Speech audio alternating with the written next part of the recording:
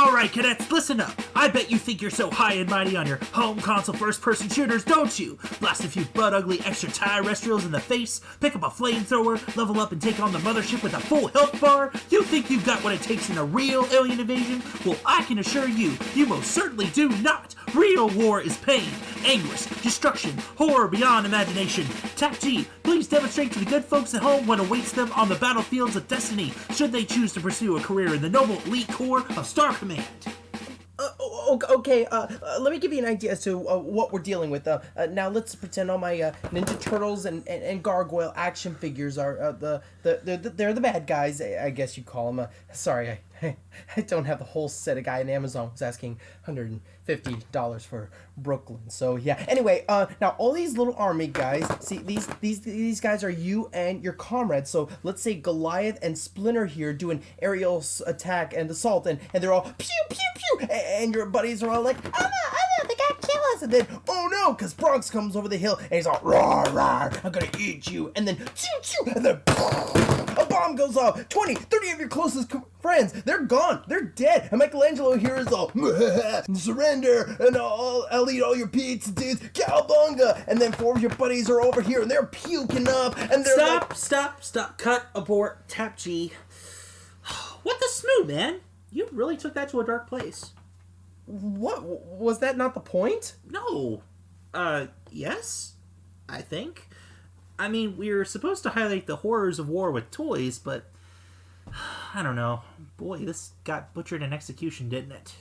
It's totally bodacious, bro. At least we'll always have pizza with jalapenos. Put those away, man. We really should start today's episode. I spent 4 hours digging through my mom's storage shed to look for these guys, and you think I'm gonna pass up an opportunity to connect with my inner child? You are so mistaken.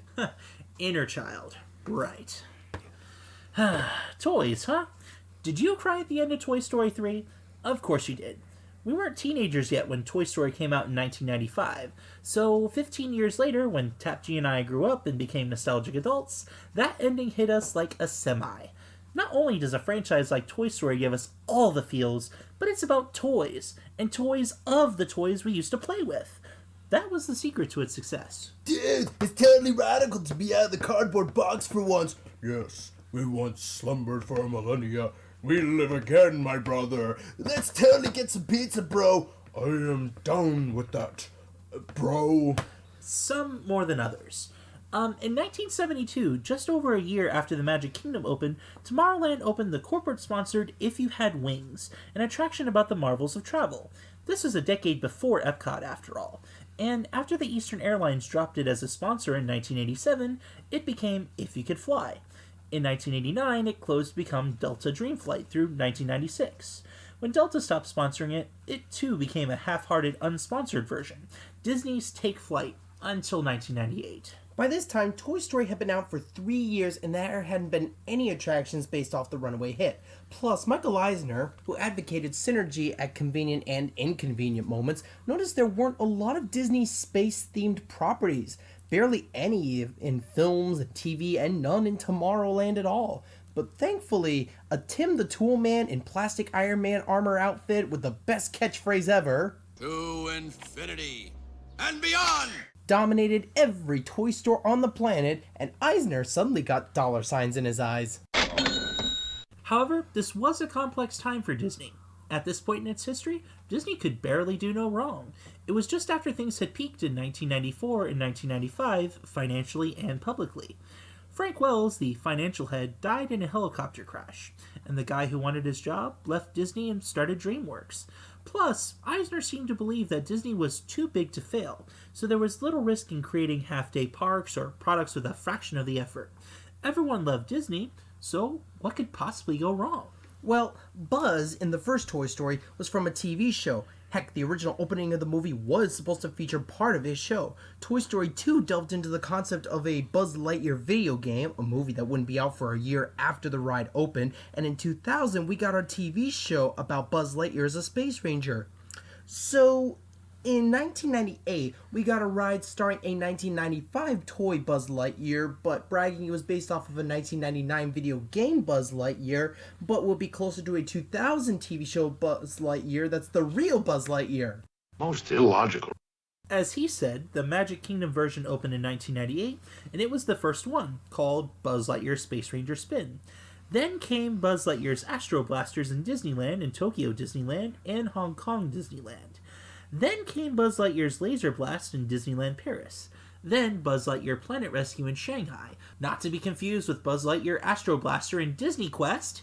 I'm giving her all she's got, Captain. If I push it any harder, the whole thing will blow. Great. There goes my brain. As soon as you enter the queue, you may notice that with all its bright, vivid colors, it's as though you've stepped into a Mattel-style Buzz Lightyear Space Adventure playset. Batteries not included for ages 3 and up. In essence, you are at Star Command, home base for Buzz and his fellow Space Rangers. In fact, speak of the devil, there he is! In his full animatronic glory, Buzz briefs us on the mission. The evil Emperor Zurg is spewing crystallic fusion cells for a mysterious device. The little green aliens are doing all they can to stall Zurg while we gear up and get ready to knock Zurg down a peg. FYI, the crystallic fusion cells are the aforementioned batteries, and Buzz shows us slides of the mission on a viewfinder. What? No room for the Etch-a-Sketch blueprints or any sort of power discs that are really pogs? Board your vehicle, equipped with 2 lasers. These state-of-the-art lasers are equipped with buttons that, if pressed continuously, they fire off repeated shots of infrared laser, and it comes with complete range of motion so that you can hit any enemies from any conceivable angle. TAP-G, stop doing what you're doing. Why? Your joke isn't translating to an auditory medium, for one. Second, you just sound constipated. Your face is constipated. Moving on. The lasers are mounted onto your vehicle and only have about 135 degrees range of side-to-side motion and maybe only 90 degrees of up and down range of motion. This is a huge disadvantage, especially when compared to Men in Black Alien Attack. Welcome to Earth. Close enough. Now you are released into the ride at a slow yet continuous speed. Your mission, should you choose to accept it, is to assist the little green aliens in keeping the crystallic fusion cells, out of the hands of Zurg. And zapping every target you see, be it on a robot, or a mountainside, or alien. Wait. Yeah, aren't we supposed to be fighting Zurg? The robots I get, but what's with that second room where we're firing willy-nilly at every alien? Are we mercenaries for hire? It's supposed to be Star Command, right? We come in peace, shoot to kill, shoot to kill, shoot to kill. We come in peace, shoot to kill, man. Man, we're using a lot of Star Trek clips. You can thank Tower Girl for that. This week, she's running the sound file. In any case, the tension builds as you see Zurg piloting a sinister-looking death machine, and you don't destroy it yet? You what? You chase it through a projection screen tunnel where your laser does exactly jack diddly squat? A mere holdover from the previous tenant? And is still fired upon by rioters in a futile hope to score points, thereby covered with enough infrared laser dots to make it potentially the biggest lolcat video ever? Well, that's unique. Do you save the crystallic fusion cells? Do you save the galaxy alongside Buzz and Star Command? Well, it'd be cheating to spoil it, but I'll get you, Lightyear, next time! So, how does it hold up? Is it worth signing up with Star Command and serving alongside Space Ranger extraordinaire Buzz Lightyear? Honestly, yeah. I have to agree. It's awesome. As far as the Magic Kingdom attractions go, in terms of relative interactivity, this is one of Magic Kingdom's most fun attractions. It really is. I mean, for a predecessor to Toy Story Midway Mania, it holds up pretty well in most cases. The theming is not bad. It is very in-depth. And you gotta admit that Buzz Lightyear in the queue is awesome. It is so cool. And I think this would actually lead into the technology they're using on board the Seven Dwarfs Mine Train. Yeah, because they're using like that projection face technology so they can give their characters a full expressive range of motion. I'm pretty sure they've refurbished that at least once or twice, at least the Buzz Lightyear one. Yeah. They still keep it looking pretty good. Oh, yeah. And, you know, the range of motion is actually still pretty amazing. And, I mean, if you just imagine, by 1998 standards, that's one of the most animated figures that Disney had at the time. Pretty much. I mean, even Pirates were pretty far behind at that point. So that's the best qualities of the ride, is that you get to earn points, and that the buzz and the cue is pretty cool, and some of the theming, right? The theming can be a little confusing at times. I think the issue does kind of get mixed up of whether you're supposed to be really serving Star Command or whether this is a play set. I mean, you get kind of the mixture of like you have the batteries, but then they're crystallic fusion cells. So you do get a little bit of that mixture in there. So the theming is a little confusing. Yeah, they could either skew it more towards Buzz Lightyear, the real hero of Star Command, or they could theme it more to toys. It's kind of a weird mix. Yeah, I mean, it's definitely something that I think Imagineering should look at.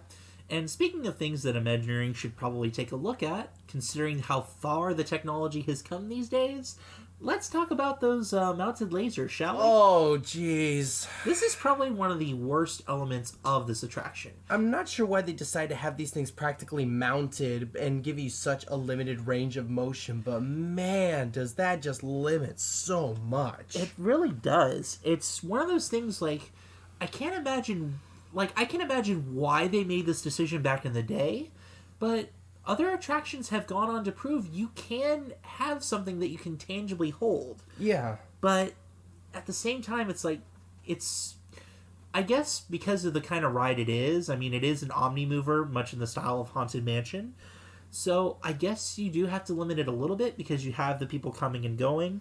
But ultimately, you know, you're also given the little joystick so you can turn your cruiser around. Oh yeah, And Mr. I know where all the targets are.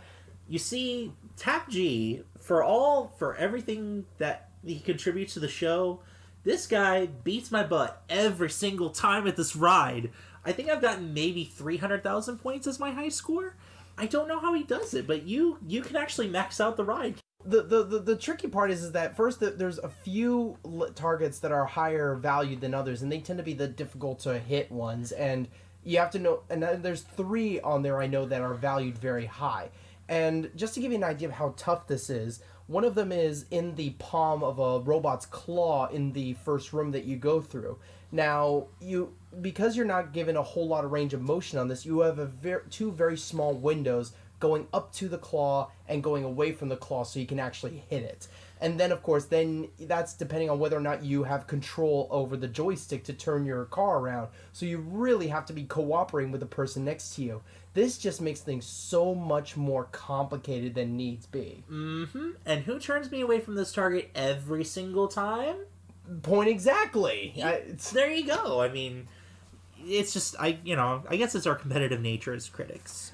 But, it's still a pretty fun ride. And then there's that projection room, which just slows down the progression of the story. I mean, it's all high intense action. It speeds right by. You're firing at targets, and then you just slow to a crawl as you see Zurg's ship flying around, and there's nothing you can do except just kind of sit back and watch. Yeah, I honestly don't think the targets on there actually work. No. Like, I don't think I've ever been able to actually score off the little Z's that are on there. I honestly don't think that it's there for anything other than just to slow the pace of the story. I think it's just a holdover from the previous attraction that used to be in there. And not to mention, if you hold down your laser and you fire it like 10 or 15 times, you will automatically gain an extra 100 points. So that's good for any little kid that doesn't have a great sense of aim as they're riding. And I think in that first room that you go through before you head into the actual game, I think there should be a testing room in which you can practice on a few targets. That's actually not a bad idea. I mean, Toy Story Midway Mania would go on to later have this idea. Yeah. But, yeah, that's actually a pretty good idea. I think it would be some good plussing on Imagineering's end. Now, one thing I do really like about this attraction, just from the perspective of, somebody, who's traveled with family and who has, gone to this ride with little kids, there's an everybody wins mentality to it. Because right at the end, you're given a rank based upon how well you did. Mm-hmm. And while this is all fine and good, and, You typically get awarded the Galactic Hero button because you max out the ride almost every time you ride it. 999,999 points. Yep. How many of those buttons do you have now? Like 10? At least. And, but in any case, one thing I feel like, you do get the rank, and the rank is nice and all, but given the advancements in technology, I would like to see maybe some sort of ending. Now, I know you can't do it onto the ride track itself. It would practically be impossible without having to demolish the whole ride. Yeah. But, you have so much wasted space on board the vehicle itself. Mm-hmm. Maybe a little video screen showing different endings depending upon your score. Yeah, something like that. That'd be kind of nifty. That would be really cool. Imagineering, get on it, please. So, overall, I find this ride to be fairly fun. One of the most fun in the Magic Kingdom, in fact. But those glaring flaws, they really do kind of kill it for me. Not to say that it's bad, but I feel like there's a lot of Imagineering that could go on to really improve this ride for the better. I think until they improve it, I'm going to go ahead and stick with my score of 3 out of 5. It's a good attraction, but I think it needs to make strides toward being great. For me, the story and the theming are a little bit wonky. It's like they settled on one idea and a few others and never really committed to them 100%. I'm not a big fan of that tunnel sequence. I do think that there should be a testing room, and I like your idea of the little screens on each vehicle. And I don't like the cheapness of the queue. It kind of looks like that big bright colored play set. It just feels really kind of more cheap than it does toy. And then of course there's those terrible lasers. Yeah. But that being said, it's still fun. You still get to zap at targets, you still get to rack up points, and you get to compete with your friends. That's for me what makes this attraction. And I will happily go on it over and over. So maybe that's the secret to its success. So honestly, I have to give this a 4 out of 5. Alright, so that's a 3 out of 5 from SurferClock and a 4 out of 5 from TAP-G. Those in scooters will need to at least transfer into wheelchairs. It also features handheld captioning and audio description. Now, do we recommend a whirl? I say yes, if Men in Black Alien Attacks line is too long anyway. For all its bright colors and endorsement of Star Command, it has a substantial amount of flaws. It's cheesy cutouts, stationary blasters, story inconsistencies. It's pretty clear it's made on the cheap. But shooting galleries with point accumulation system like this one, unlike some, Cough, cough, Frontierland shooting gallery, cough. makes it addictive enough to make it enjoyable. It's no MIB, that much is evident, but it's decent enough to at least pass the time. Okay, that's the third time you brought up Men in Black. Take it down a peg. I can't help it. It's too similar to not bear comparisons. Wait, what did you just say? Holy smoo, that means... Don't say it. If Reese hears us, we're gonna have to... It's versus time!